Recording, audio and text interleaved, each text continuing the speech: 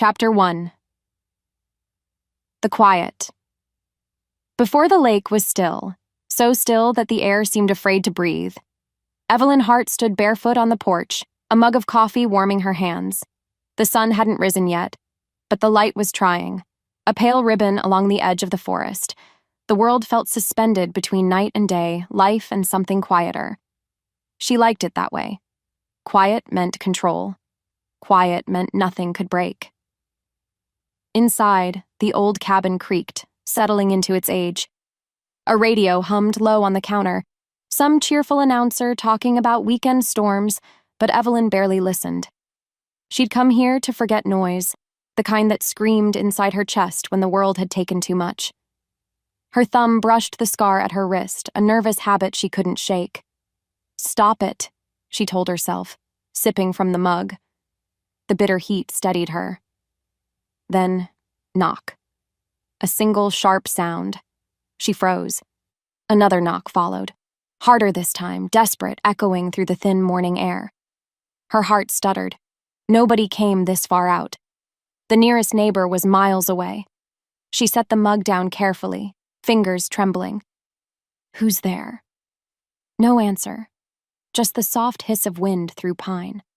Evelyn stepped closer, every floorboard creaking like a warning. The third knock rattled the door. Whoever it was had strength and urgency. She swallowed, hesitating by the handle. Maybe a hiker, she thought. Maybe someone hurt. Her hand twisted the knob, slowly, quietly, and the door cracked open. The sight on the other side made her blink hard. A man stood there, completely naked. He was tall, impossibly tall, with broad shoulders and muscles etched in the kind of definition only hardship carved. His skin was streaked with dirt and scratches, his chest rising fast as if he'd been running for miles. His eyes, strange, almost golden even in the gray light, met hers with wild desperation, and he was holding 2 watermelons, one in each hand, covering important territory. Evelyn's voice broke. What the hell? He raised a hand as if surrendering. I can explain, he rasped, voice low and rough. Please, I need clothes. Her jaw slackened. Clothes? Yes, anything. I'm not... He hesitated, breath hitching. Not dangerous. Her eyes swept him again, unsure whether to scream or laugh. The absurdity almost won. Still, something in his voice, the tremor beneath the calm, snagged her. It wasn't arrogance. It was shame. She exhaled slowly. Wait here. When she stepped back, the door stayed half open, against every rational thought. She rummaged through a trunk in the hallway, pulling out her father's old flannel shirt and a pair of jeans that hadn't fit anyone in years. What am I doing? She returned to the door, thrusting the bundle through the gap. Here, take them. He blinked, clearly surprised. Thank you. His hands brushed hers by accident, warm, calloused, trembling. A shiver ran through her. Get a grip, Evelyn. He took the clothes carefully, mumbling something that sounded like gratitude. As he turned slightly, she noticed long red scratches down his side. Not shallow, deep enough to bleed, yet already scabbed over as if healing too fast. What happened to you? She asked before she could stop herself. His gaze flicked up, something primal glinting there. It's complicated. I'll bet. When he didn't elaborate, she closed the door halfway. You can change out there. He nodded, voice hoarse. I understand.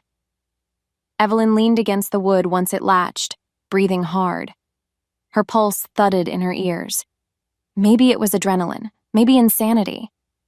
Outside, faint rustling told her he was dressing. Inside, she couldn't shake the feeling that the forest itself had gone silent, listening. And just like that, her peaceful morning shattered into something unknown. Chapter 2. Watermelon's Warnings. By the time she opened the door again, the man looked halfway human. He'd buttoned the flannel wrong, one side higher than the other, and the jeans barely clung to his hips. Still, the wildness in him hadn't softened. His hair, dark, wet, tangled, clung to his forehead. His skin steamed faintly in the cool dawn. "Better," she said flatly. "Sorry," he muttered. "Didn't mean to scare you." "You did," she replied. "But you also made my morning a lot weirder, so I guess we're even." A ghost of a smile tugged his mouth. It didn't last. "Name's Luca," he said after a pause. "Evelyn." He repeated it under his breath, testing it. Evelyn, as if the sound mattered. She folded her arms. "You gonna tell me what happened, or just keep standing there looking guilty?" "I was hiking," he began. "Got lost. There was an accident." "What kind of accident leaves you naked and hugging fruit?" He looked down, as if only now realizing how absurd that sounded. A strangled laugh escaped him. "It's a long story. Try me." He hesitated. The silence stretched until she sighed. "Forget it. There's hot tea inside. You look like you're gonna pass out." He followed her in, careful steps as though afraid to break something. The cabin smelled of pine, old books, and cinnamon. Evelyn filled a mug, slid it across the table. "Drink." He obeyed, hands shaking. Steam curled between them, carrying a strange mix of scents: wood smoke, wet earth, and something else. Something alive. "So where are you from, Luca?" she asked. "Up north." "That's vague." He met her gaze, the corner of his mouth twitching. "I'm not great with directions." "Clearly." For a heartbeat, tension softened into something lighter, almost teasing. Then thunder rolled far away, low and slow. The radio on the counter crackled, static drowning out the weather report. "Guess the storm they warned about's finally coming," she said absently. Luca's jaw tightened. "Storm?" "Yeah. Big one, apparently." He stared toward the window, eyes narrowing at the horizon. "How soon?" She shrugged. "Few hours, maybe. Why?" "No reason." But his tone told another story. Evelyn watched him, curiosity battling caution. Something about this man didn't add up. The speed of his healing, the way he listened as if hearing things she couldn't. Still, when he looked at her, there was vulnerability too, the kind that made her chest ache. Maybe it was pity. Maybe it was recognition. She busied herself with the dishes, pretending not to notice him studying her with the same quiet fascination. "What about you?" he asked softly. "What about me? Why are you out here alone?" Her spine stiffened. "I like quiet." He didn't push, but his silence pressed anyway. Outside, the sky darkened even though the clock said morning. Inside, Evelyn's heartbeat echoed in her ears louder than the ticking on the wall. She didn't know what scared her more, the storm coming, or the stranger sitting across from her who felt like one. Chapter 3. Reluctant Kindness. He hadn't meant to end up here. Not this far south, not this weak, and definitely not naked. But the blood moon had ripped control from him, torn his wolf free until instinct devoured reason. When the fever broke, he'd woken by the lake under a bruised sky, his body human again, his mind blank except for pain. And scent. Her scent. Even now, in this cabin filled with human clutter and old wood, it surrounded him, soft, clean, threaded with grief. He could taste it in the air, could feel it settle beneath his skin. Evelyn moved like a wary doe, light on her feet, never turning her back fully on him. Smart, beautiful. The kind of woman who didn't trust easily, the kind he couldn't afford to want. But the wolf wanted. As she rinsed the mugs, Luca caught the tremor in her hand. Guilt pricked him.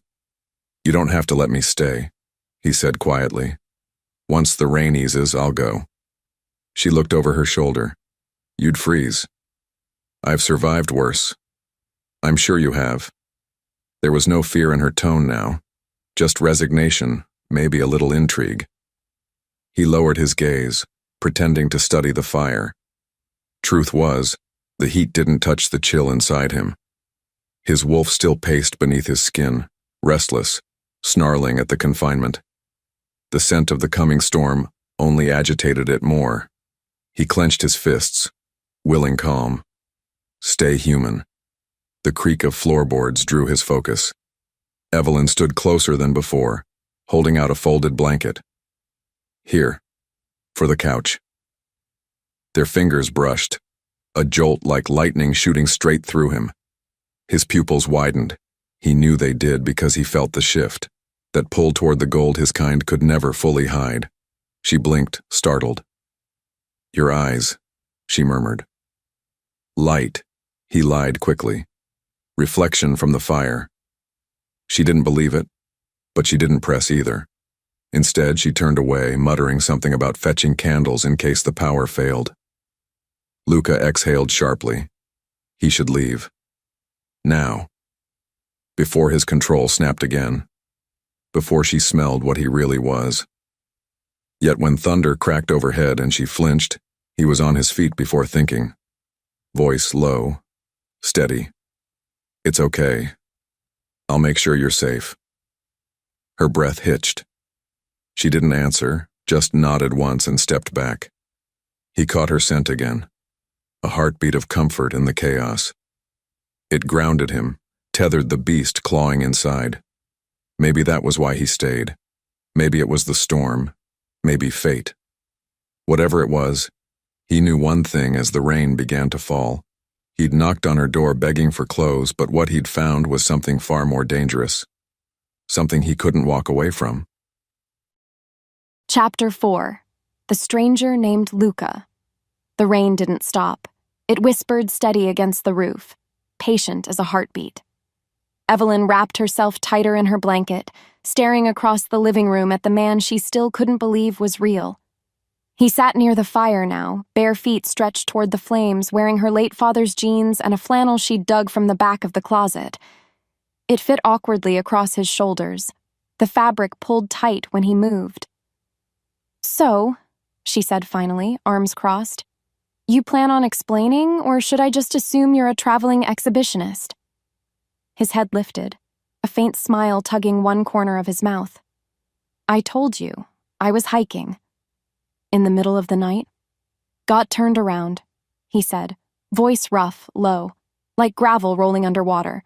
She narrowed her eyes. And lost your clothes how exactly? He shrugged once. Bad luck.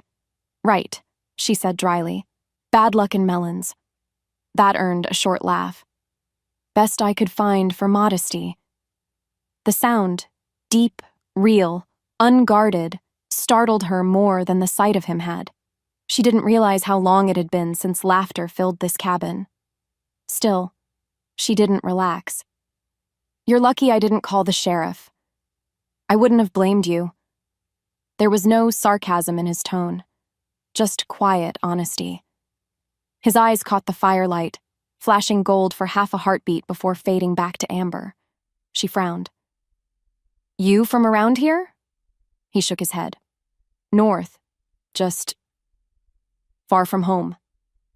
Something in his voice cracked there, something like regret. Evelyn softened a fraction, studying him through the dim light. He was handsome in a wild, worn way, too steady for a man who'd just been rescued naked from the woods. There was a quiet discipline beneath every movement, like someone used to command, but pretending not to be. Guess you can sleep on the couch, she muttered finally. You touch anything, you're out. He nodded once, the barest hint of amusement in his eyes. Understood. She turned toward the hallway, blanket slipping from her shoulders. Thank you, he said suddenly. The words made her stop. She didn't look back, didn't trust herself to. You're welcome, she said softly. Still, when she climbed into bed, her mind refused to rest. Because of that voice, its gravel and silk weight, her thoughts refused to quiet. Something about him didn't fit any logic she knew. And yet, for the first time in months, she didn't feel entirely alone. Chapter 5. Teeth in Lies. The scent of her lingered everywhere. Lavender soap, damp pine, and something softer he couldn't name. It clung to the air, to the blanket she'd given him, to the memory of her voice saying, "You're welcome." He sat up when the kettle whistled. Steam rolled through the tiny kitchen, curling like mist through sunlight. She moved with cautious grace, every gesture deliberate. Her pulse, faint but sharp, reached his ears. He could hear every beat. "Still here," she said over her shoulder, voice clipped but not unkind. He smiled faintly. "You sound disappointed." "Just surprised." She poured water into 2 mugs, glancing back warily. Most lost hikers don't make themselves at home. He took the mug she handed him, careful to keep distance, though every instinct in him wanted to close it. Her fingers brushed his for half a second, enough to send his wolf stirring beneath the surface. "Hot," he murmured, breathing in the steam. "It's tea," she said, rolling her eyes. He almost laughed. "I haven't had tea like this in a while." She tilted her head. "You make it sound like a rare luxury." "In my world it is." Her brow furrowed. "You talk like you're from another century." Maybe he was, in spirit. Maybe that's what leading a pack did, make you ancient long before your years. He sipped, forcing calm. His wolf still clawed at the edge of control, the scent of her wrapping tighter around him. He could hear the soft rhythm of her breath, the slight tremor in her heartbeat whenever his eyes lingered too long. He didn't mean to stare, but she was steady, unafraid. And that was new. "You really live out here alone?" he asked, needing distraction. She nodded. "Yeah, easier that way." "Easier," he echoed, "but lonely." Her gaze flicked up, sharp. "You don't get to say that after one night." He smiled. Didn't need a night to see it. For a moment, her guard slipped. The air between them warmed. Then she turned away, pretending to tidy a counter that was already spotless. Luca let out a slow breath, dragging his focus to the rain. He could smell the coming storm, heavy and charged. His wolf felt it too. Every drop, every shift of pressure, every threat in the air. "You should leave before the weather turns," she said, breaking the silence. He looked at her then, voice quiet. "I can't. Can't or won't." He hesitated, pulse slowing as his control strained. "Won't make it far." Something in her expression softened, though she masked it quickly. "Fine," she sighed. "But when the storm hits, don't say I didn't warn you." He nodded. "I've survived worse." Her eyes met his, steady, searching. "Somehow I don't doubt that." She turned away, missing the faint glow that crept into his irises. The truth was, the storm outside wasn't the danger. It was the one inside him. And she had no idea what she'd invited into her home. Chapter 6. Silence and Sparks. By late morning, the world blurred into silver rain and dripping green. The storm warnings she'd half ignored yesterday replayed in her mind, but it was too late now. The road out would already be washed in mud. She busied herself frying eggs just to keep her hands moving. Luca sat at her kitchen table, sleeves rolled up, eyes following her every move. It should have felt invasive. Instead, it felt unsettlingly alive. "Eat," she said, setting the plate down. "You look like you wrestled a bear." He smirked faintly. "You'd be surprised. Try me." His smile widened, then faded. "Maybe another time." Evelyn studied him across the table. The man had a presence that filled the small cabin like heat from a fire. Quiet, consuming, dangerous if touched. "So," she said, breaking the silence, "still sticking to your hiking story?" "For now," he said easily. "That doesn't exactly inspire confidence." He leaned forward slightly. "Do you really want to know?" Her throat tightened. "I think I do." He held her gaze for one long, breathless second, then looked away. Some things sound worse when spoken out loud. She rolled her eyes. "Congratulations, You sound like every mystery novel I've ever read." That drew a quiet chuckle from him. "Guess I'm predictable." "Not even close," she said, before she could stop herself. Their eyes met. Heat flickered. Sudden, sharp, confusing. Evelyn dropped her gaze, pretending to focus on her fork. "You should get some rest after breakfast. You look like you haven't slept in days." "I haven't," he said softly. The air shifted. Something in his voice, raw, edged with pain, pulled at her. She wanted to ask more, but she didn't. Instead, she rose to clear the dishes. He followed to help. The closeness rattled her more than thunder. When his hand brushed hers, her pulse jumped. The air thickened, humming between them. Then she saw them. Long, curved scars along his forearm. Too perfect to be random. Too sharp to be human. "What happened?" she asked quietly. He didn't flinch. "Work accident." "What kind of work leaves those?" "The kind I can't talk about." She searched his face. He smiled gently, but it didn't reach his eyes. Another roll of thunder shook the cabin. She startled. He caught her by reflex, hands steadying her shoulders. His touch burned through the fabric, his warmth seeping into her skin. For a moment, neither moved. Then his voice, low and almost broken. "You're trembling." "So are you," she whispered back. The space between them blurred, too close, too charged.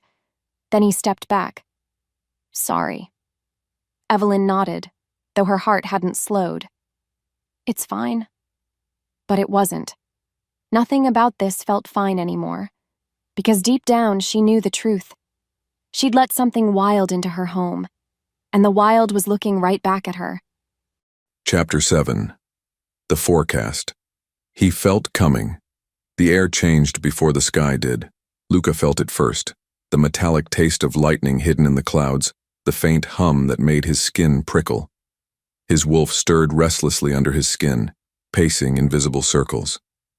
He stood at the window while Evelyn moved through the cabin behind him, humming under her breath. She had no idea the storm rolling toward them was more than weather. To him, it felt alive, old, watching, waiting to test his control again. "You're quiet this morning," she said, setting a mug beside him. "Listening," he answered. "To what?" "The wind." Her brows rose. "It doesn't talk." He smiled faintly. "You'd be surprised." She shook her head, pulling her cardigan tighter. "Forecast said it might hit by afternoon. You should leave before it gets bad." He didn't move. Too late. As if on cue, thunder rolled across the lake, deep enough to vibrate the windows. The scent of rain thickened, damp pine and ozone winding through the air. "You say that like you knew it was coming," she said. "I felt it," he admitted. Her eyes narrowed, curious, but cautious. "You're not the type who reads weather reports, huh?" "Not exactly." She waited for more, but he said nothing. The less she knew, the safer she'd stay. He turned to face her then. Her hair caught the faint light, strands of gold against gray morning. She was barefoot again, toes curled against the wooden floor. So fragile, yet something about her steadiness called to him. "Storms don't scare you?" he asked. "They used to," she said softly. "Not anymore." He studied her face. There was a weight in her tone, the quiet sadness of someone who'd already lost too much to fear the sky. Outside, the first drop of rain struck the glass. He looked out again, jaw tight. "Stay calm." The wolf pressed against his ribs, drawn by the tension, by her scent, by everything human he wasn't supposed to want. When lightning flashed, Evelyn jumped slightly. He wanted to reach for her, to tell her she was safe. But the beast inside him whispered a different promise. Instead, he said, "I'll make sure the doors are sealed.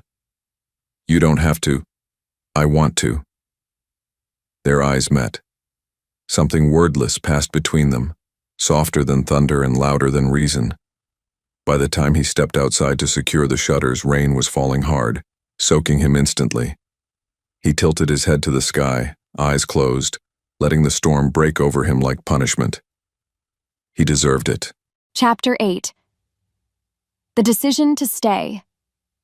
The storm came faster than expected. One moment she could see the far edge of the lake, and the next it vanished behind a curtain of gray.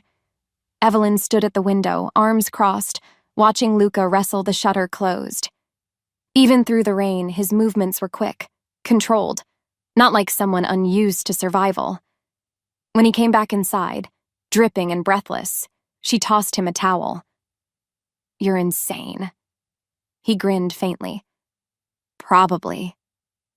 The smile almost made her forget how strange he was. Almost. "Road'll be flooded," she said. "If you're planning to leave, now's your last chance." He paused mid-towel, eyes unreadable. "You want me to go?" She hesitated. "I didn't say that." "Then I'll stay until it's safe." Something in the way he said safe made her chest tighten. Outside, thunder cracked, so loud it rattled the dishes. She flinched. He didn't. His calm presence filled the space, grounding her despite the chaos. "You shouldn't be so calm," she said. "It's unnerving."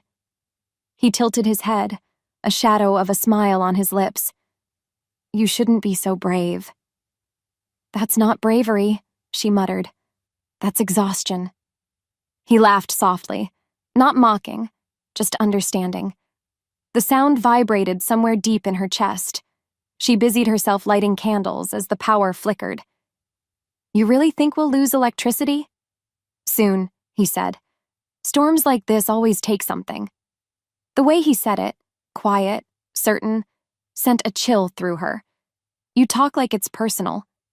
"Maybe it is." Evelyn glanced over her shoulder. "You're a strange man, Luca." He didn't deny it. "And yet you keep talking to me." She wanted to argue, but the words caught in her throat when she met his gaze. Lightning flashed, painting him in white and shadow. His eyes seemed to burn, not gold, not brown. Something caught between the two. She turned away too quickly. "I talk to the kettle sometimes.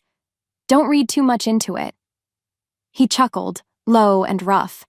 Rain drummed harder. Wind screamed through the cracks.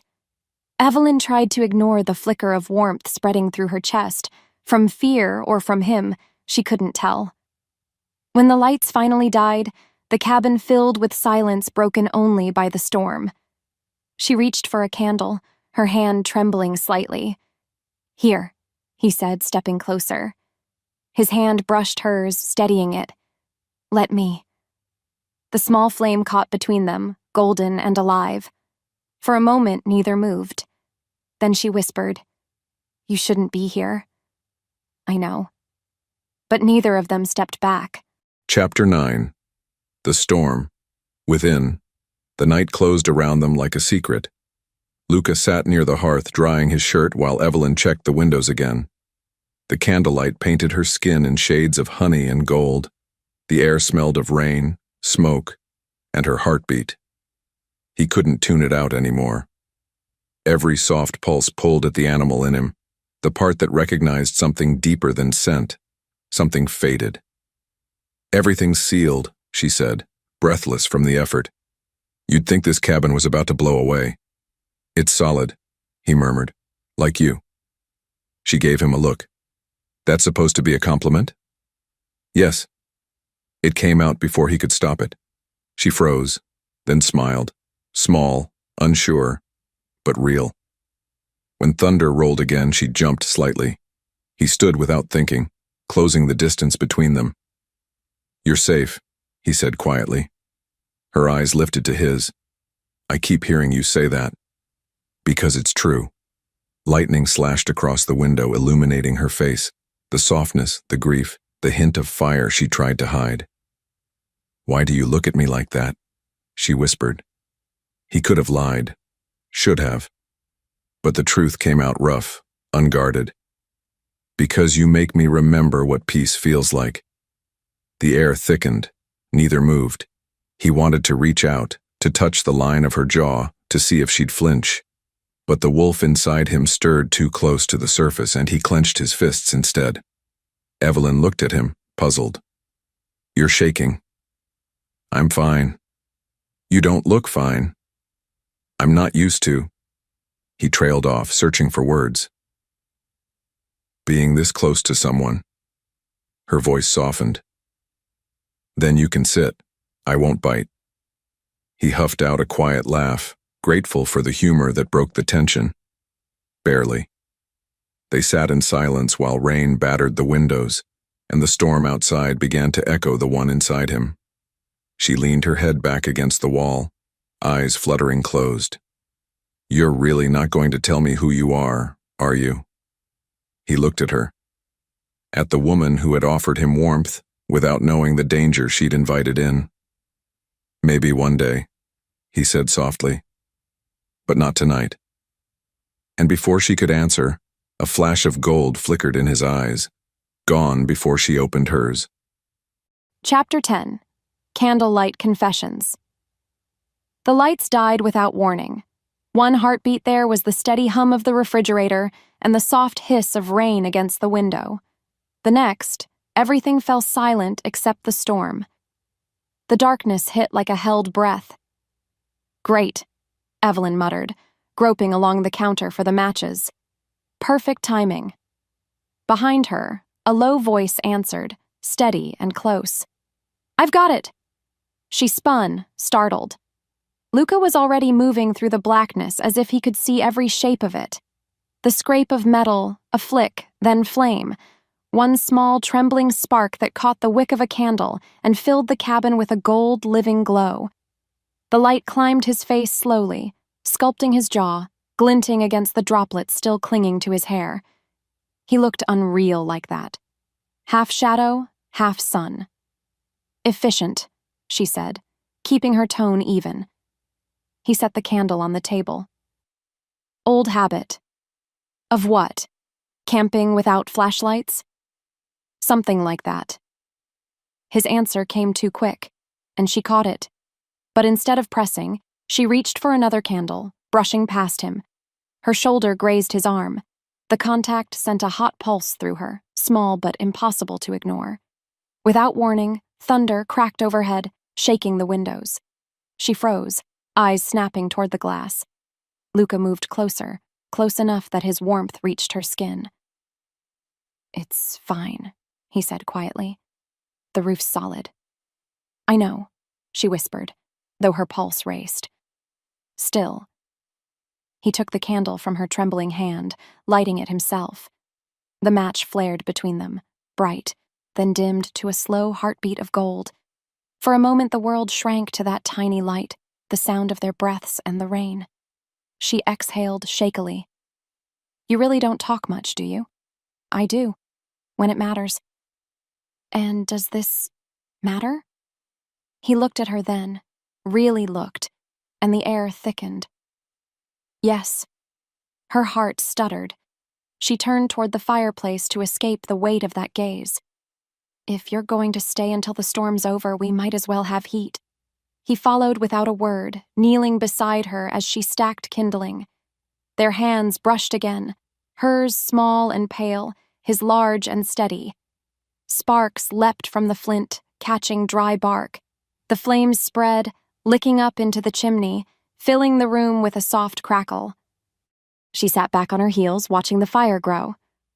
You're good at this, too. Another old habit. She smirked. Let me guess. More mysterious hiker skills?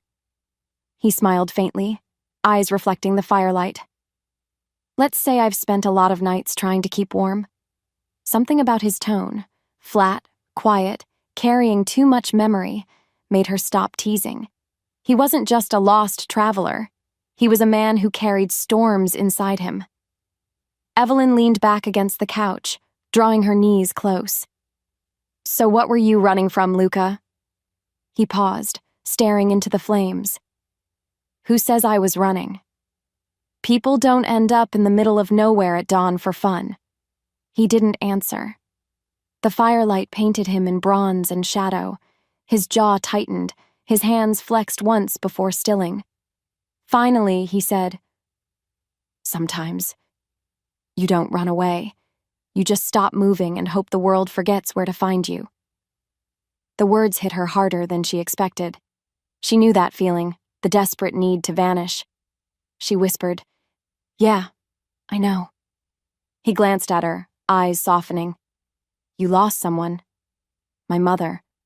I'm sorry." "Don't be. She'd hate that." A wry smile tugged her lips. She used to say apologies were just excuses in polite clothes. That earned a small chuckle from him. It was the first real sound of ease she'd heard all day.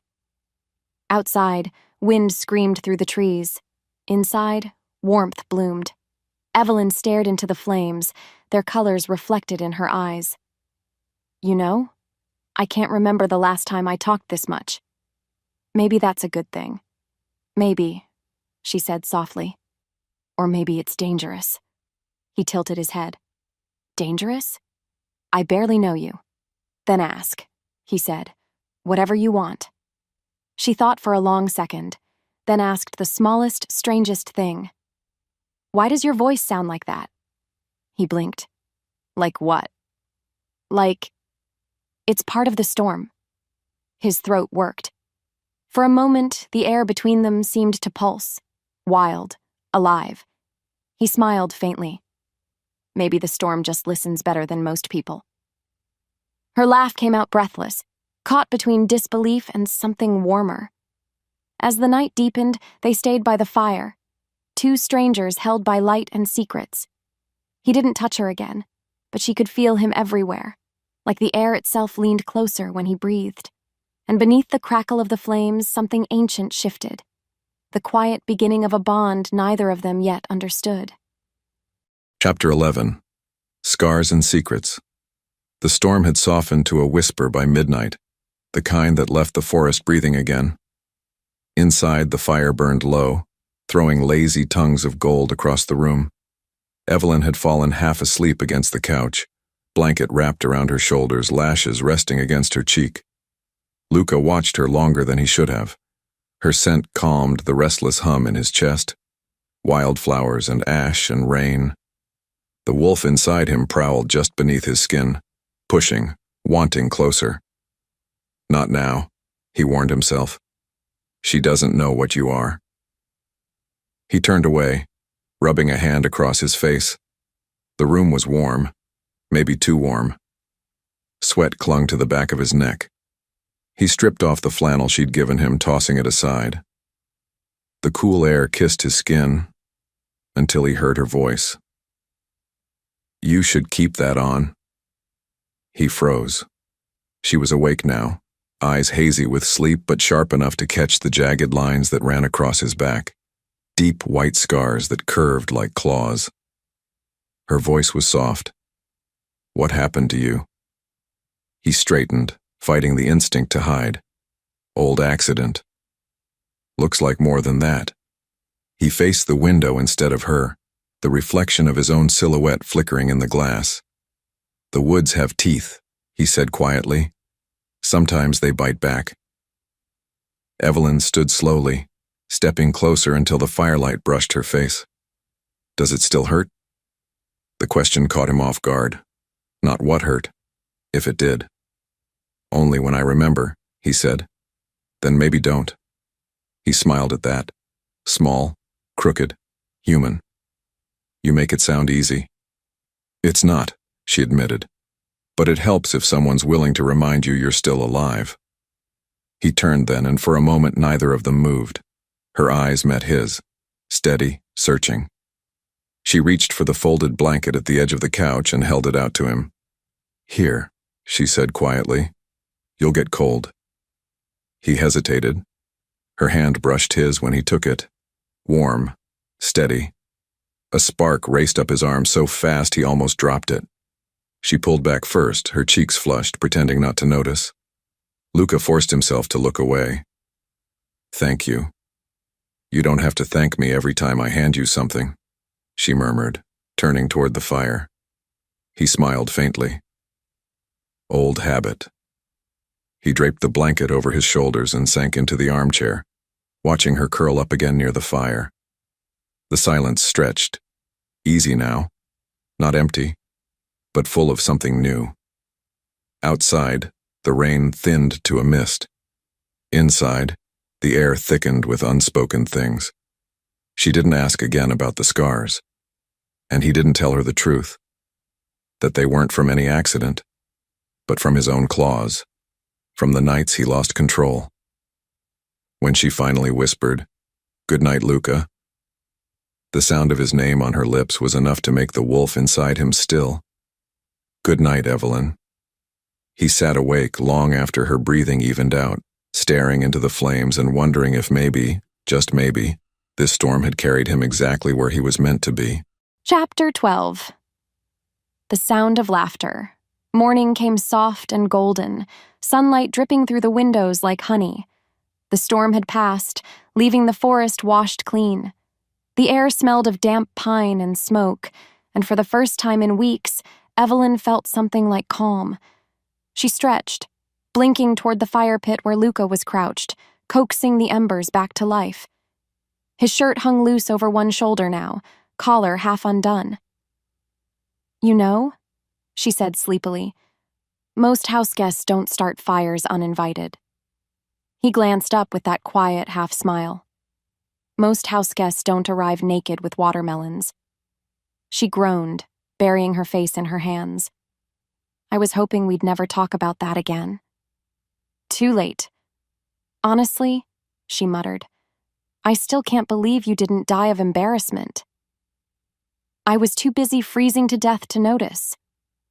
That earned a laugh from her, short at first, then fuller, spilling out like something she hadn't felt in a long time. It surprised her as much as it seemed to surprise him. Luca's gaze softened. "You should do that more." "What?" Laugh. She rolled her eyes, trying to hide the sudden warmth crawling up her neck. "You first." He chuckled, low and rich. "Fair." She poured coffee into 2 chipped mugs, handing him one. "So what's next for you, mysterious forest streaker? Once the road's clear, I assume you're leaving." "Maybe." He sipped his coffee, watching the steam curl between them. "Unless you throw me out first." "I haven't decided yet," she said lightly, though part of her meant it. He smiled, not teasing this time, but grateful. "Then I'll try not to give you a reason." She tilted her head. "You're awfully polite for a man who scared 10 years off my life." "Maybe I'm making up for it." Their eyes met again. The air shifted. Evelyn looked away quickly, pretending to fuss with the mugs. "You know, you're not half as strange as you look." "That's disappointing," he said. "Why?" "Because I've been told strange suits me." Her laugh came out before she could stop it, bright and unguarded. For the first time in months, she didn't feel like a woman hiding from the world. She felt seen. Outside, sunlight flickered through wet branches.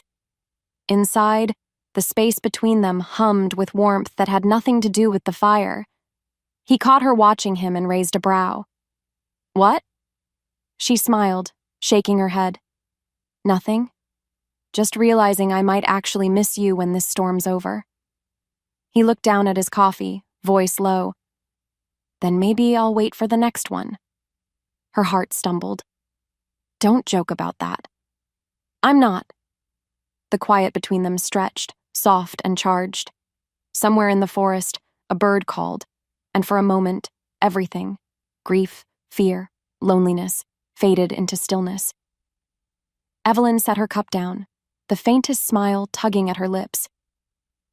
"You really are something else, Luca." He smiled back, eyes flickering gold in the sunlight, so quick she thought she imagined it. "I'm starting to think," he said softly, "so are you." And when she laughed again, really laughed, it was the kind of sound that made even the wolf in him want to stay. Chapter 13. Coyotes, he says. The quiet after the storm was worse than the storm itself. It wasn't silence. There was never real silence for him, but a different kind of noise. The heartbeat of the forest, every creak and shift, every drop of rain sliding from pine needles to soaked earth. It all called to him.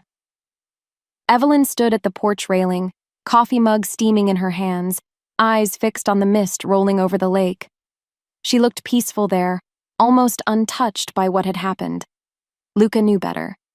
Peace was just a pause between storms. He leaned against the doorframe, careful not to step too close. The scent of her, soft, human, grounding, wrapped around him. It made the wolf inside stir, restless and aching. "You ever notice," she said, without looking at him, "how quiet things get after chaos?" He smiled faintly. "That's when you know it's not over." Her gaze flicked toward him, half amused, half curious. "You say that like you've seen a lot of storms." "Too many." Thunder didn't answer this time, but something else did. A sound drifted through the trees, distant yet piercing, a long, rising howl that carved straight through the still air. It wasn't human. It wasn't coyote either. The mug slipped slightly in her hand. What was that? Luca's body went rigid before he could stop it. His blood recognized the call before his mind did. Pack. His pack. And they were close. He forced a shrug. "Coyotes." She turned to face him, frowning. "Coyotes don't sound like that." "They do when the air's heavy." The lie came out too fast, too practiced. She tilted her head. "That sounded more like, I don't know, something bigger." "Everything sounds bigger in the woods," he said. She studied him for a long second, as if trying to peel back something he'd wrapped too tightly around himself.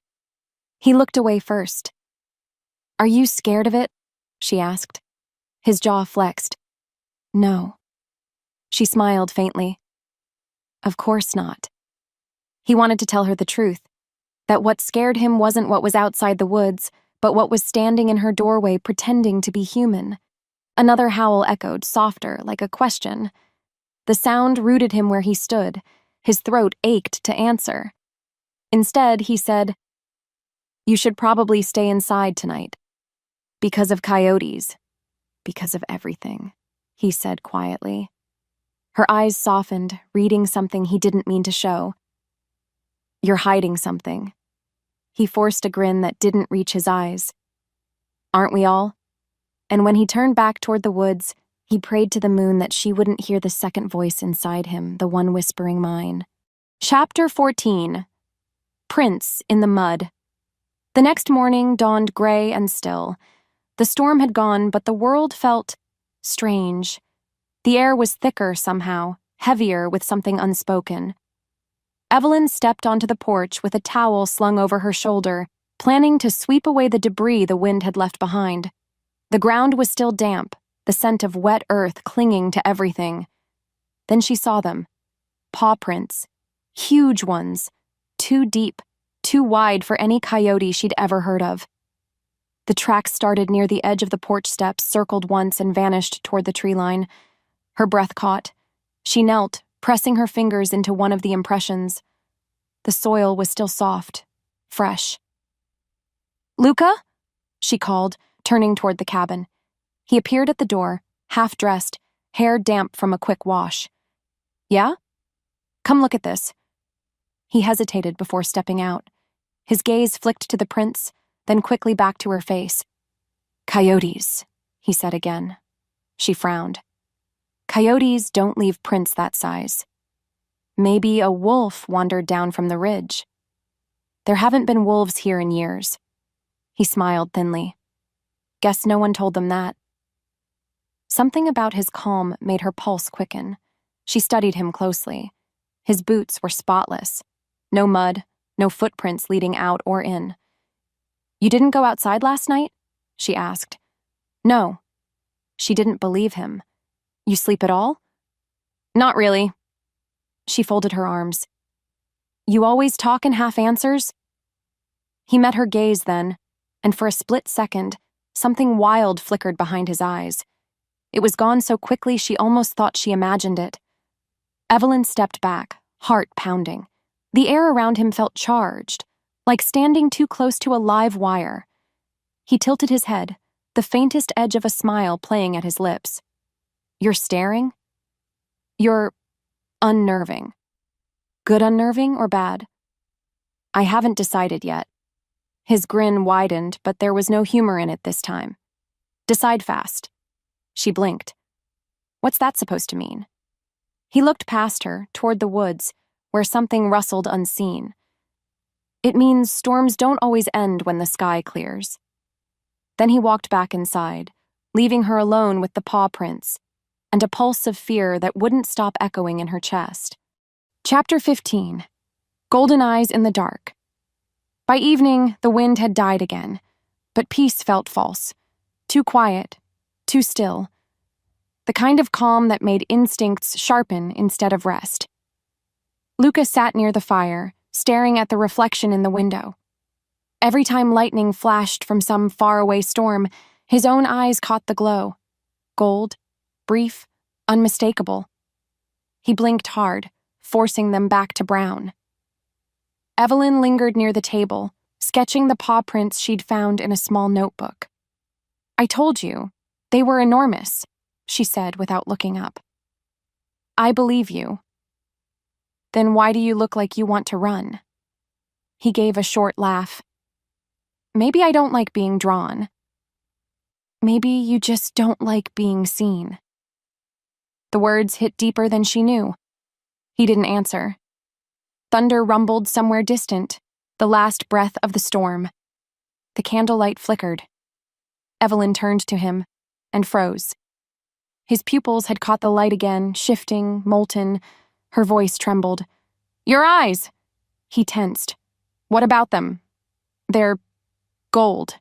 He turned away quickly, jaw tight. Trick of the light. She stepped closer. Luca! Drop it. His voice came out too low, too sharp. The wolf was pushing too close now, claws scraping just beneath his skin. Evelyn took a step back, fear and fascination tangled in her eyes. You're not telling me something. He rose slowly, shoulders rigid. You wouldn't believe it if I did. Try me. Their eyes locked again, and for one suspended heartbeat, he almost told her. Almost. Then the wind outside shifted, carrying the faint, unmistakable call of another howl. He closed his eyes. Go to bed, Evelyn. I'm not... Please. His voice cracked just slightly on the word. That stopped her. When she finally turned away, his chest ached with the pull of her scent fading down the hall. Alone again, he pressed his palms to the window pane. Beyond the glass, the forest waited, alive, whispering, hungry. The reflection that stared back at him wasn't entirely human anymore, and for the first time since the blood moon, Luca wasn't sure he could keep the beast from showing her the truth. Chapter 16. The Collapse. The air was wrong, too heavy, too alive. Luca paced the small cabin, palms pressed to his temples. His heart hammered in his chest, not with fear, but with something older, wilder. The scent of rain and pine clawed down his throat. Every breath tasted like thunder. He could feel it coming, the shift. Luca? Evelyn's voice floated from the bedroom doorway, soft but steady. You okay? He didn't turn around. Couldn't. Stay back. What's wrong? Just don't come closer. The pressure inside him built like a scream trying to escape his bones. His skin burned, his vision blurred, every muscle locking as if trying to contain what wasn't meant to be contained. He staggered toward the table, gripping the edge until it splintered beneath his fingers. Evelyn. Run. What? Go. His voice broke into a growl that didn't sound human. Now. But she didn't move. He could smell her fear, sharp and real, but beneath it, something else. Worry. For him. Tell me what's happening, she demanded. I can't, he gasped. It's... His sentence cut off as pain slammed through him. His knees hit the floor. Fire licked beneath his skin. He felt every bone twist, stretch, rebel. His hands split open with claws trying to break free. Luca, she rushed forward. Don't touch me, he roared. The sound rattled the windows, shook the walls. She froze. He met her eyes once. Gold burning through brown. I didn't want you to see this. Then his body arched, spine cracking, ribs shifting. The sound filled the room like thunder. In the heartbeat before everything went dark, he whispered the only thing that mattered. I'm sorry. Chapter 17. The Beast Revealed. She had seen pain before. Human pain. Grief, heartbreak, loss. But this was something else. Luca's scream ripped through the cabin, raw and animal. She stumbled back as his body convulsed on the floor, bones snapping, skin rippling like it couldn't decide what it wanted to be. Luca. His name came out as a plea. He was half man, half shadow now, muscles tearing and knitting themselves in impossible ways. His breath came in ragged gasps, every sound edged with a growl. Evelyn wanted to run, every instinct screamed, "Get out!" But her feet wouldn't move. He'd told her to run. But she remembered the way his voice had broken, how he'd sounded not like a monster, but like a man begging to be saved. The light from the fire flickered wildly, catching on something that wasn't skin anymore. Silver fur spreading across his shoulders, catching the glow like liquid metal.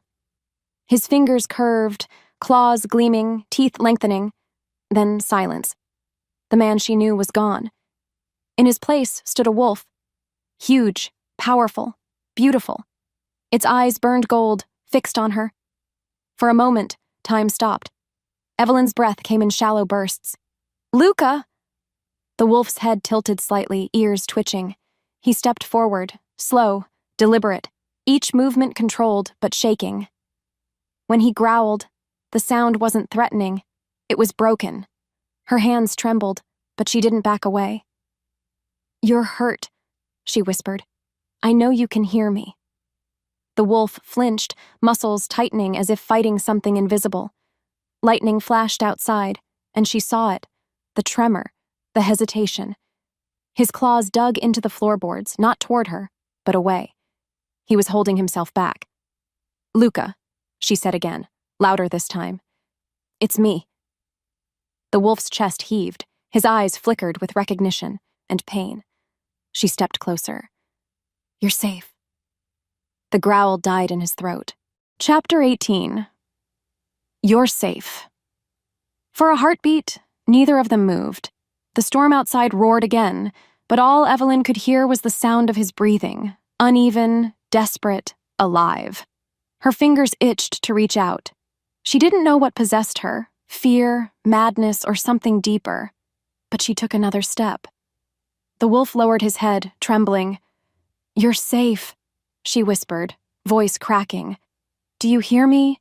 You're safe." His ears flattened, eyes glinting wet in the firelight. She could see it now, the battle inside him. The man and the beast warring for control.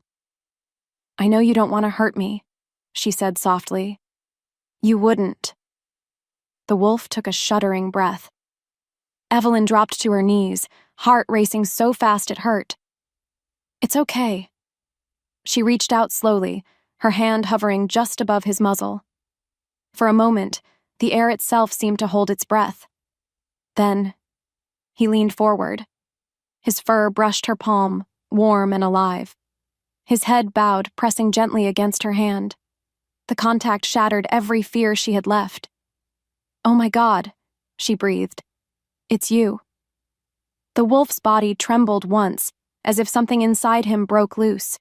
He lowered himself further, front paws bending, head pressed to the floor. Submission. The alpha bowed.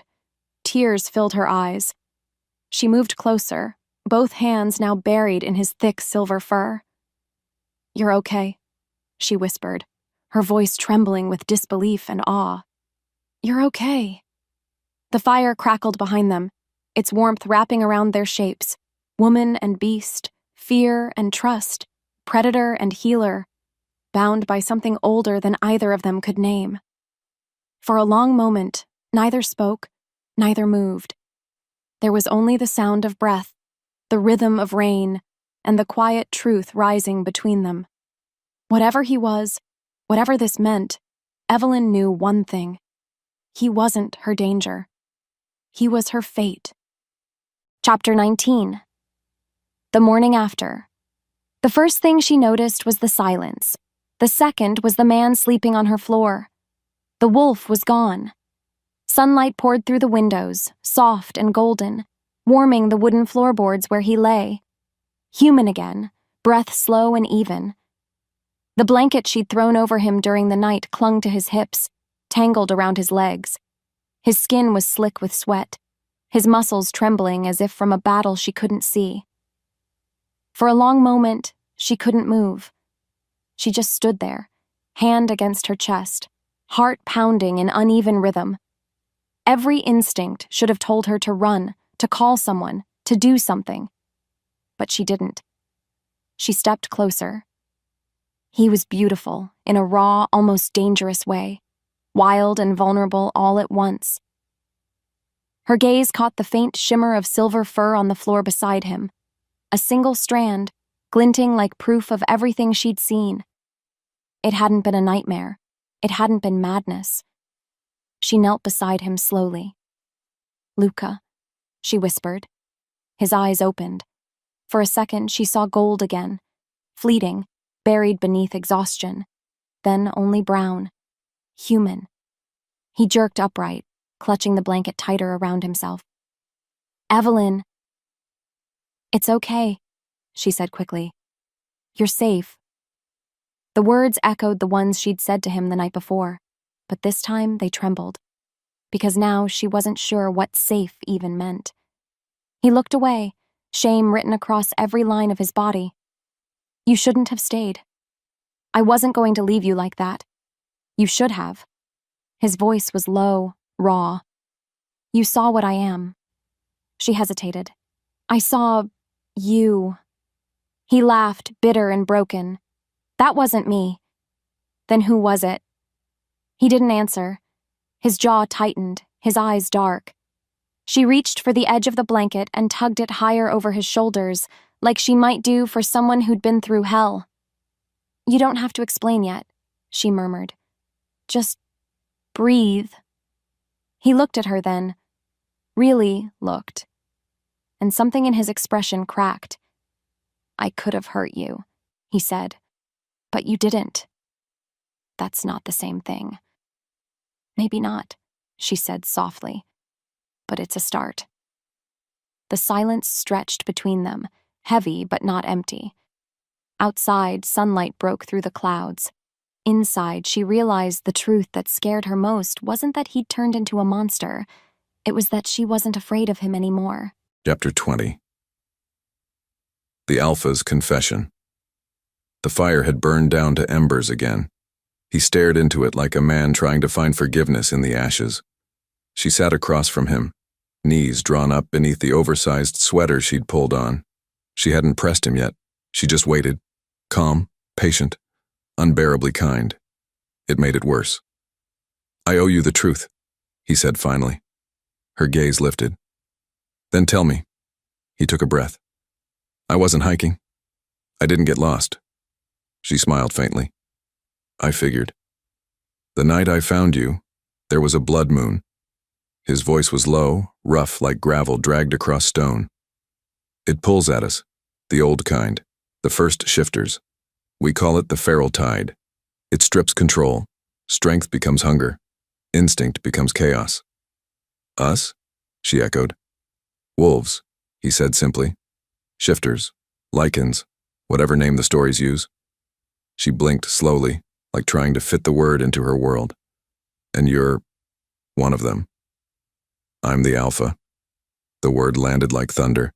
He waited for her to recoil, to laugh, to run, anything, but she just stared, eyes wide, lips parted. "I lost control," he continued quietly. "I shifted too fast, too far. I ran for miles before I could stop. When I woke, I didn't know where I was, just that I was naked, freezing, and at your door." He swallowed hard. "If you hadn't opened it, I might have lost myself completely." Evelyn's voice was barely a whisper. "And your pack, the ones who howled?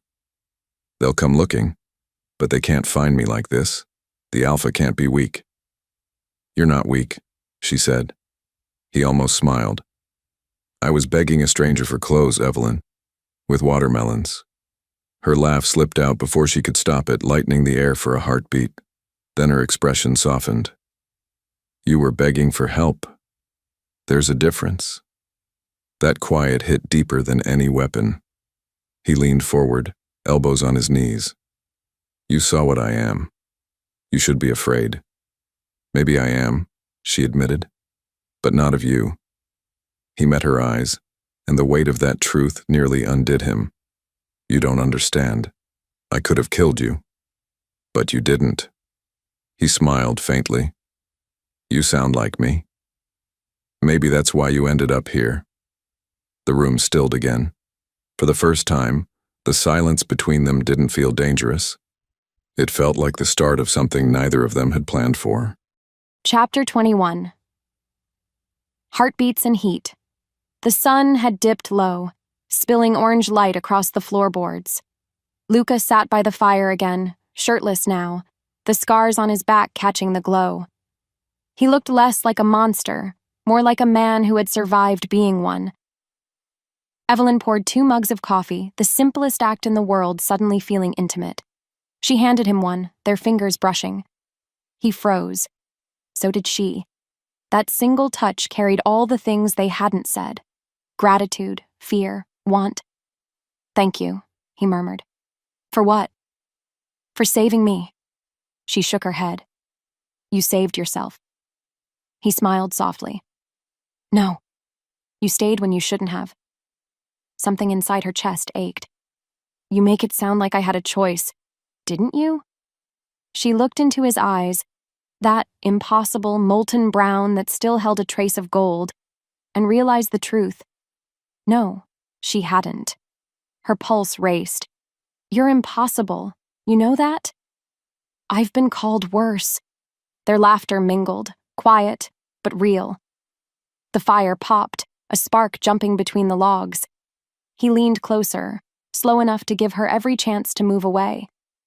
She didn't. Evelyn, he said softly, voice rough with restraint. If I ever lose control again, then I'll remind you who you are, she whispered. He exhaled shakily. You shouldn't have to. Maybe I want to. His hand found hers, warm and trembling. She didn't pull away. The air thickened. Not dangerous now, but charged, alive. The kind of silence that hummed with the promise of something more. He brushed his thumb across her knuckles, eyes searching hers. You should be careful what you promise an alpha. She smiled faintly. Maybe you should be careful what you make me feel.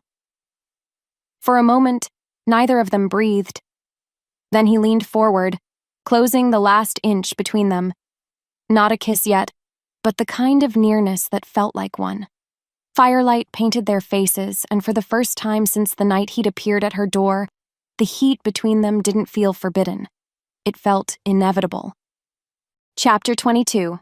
The Farewell. The world looked cleaner after the storm, washed and quiet, like the sky itself was tired. The lake shimmered under the morning light, mist curling above its surface. Inside the cabin, the air felt heavier. Not from danger this time, but from everything left unsaid. Luca stood near the window, dressed in the clothes she'd lent him. Her grandfather's old shirt and worn jeans rolled at the ankle. The sight might have been funny once. Now, it just hurt. He looked out at the forest, shoulders tense. They'll be searching for me by now. Evelyn nodded, pretending the coffee mug in her hands needed her full attention. Your pack. He turned to face her, guilt shadowing his expression. If they find me here, they'll know what I've done. You mean, staying? I mean, feeling, he said quietly. The words hit like a confession. She looked down, tracing her thumb along the mug's rim. So this is goodbye. For now, he said. She smiled faintly, though her heart twisted. You sound so sure you'll come back. His lips quirked. You sound like you want me to. She met his gaze, brave this time. Maybe I do. He stepped closer. The morning light fell between them like something sacred. You gave me control when I had none, he said softly. That's not something I forget. Don't make promises you can't keep, Luca. I don't make promises, he murmured. I make vows.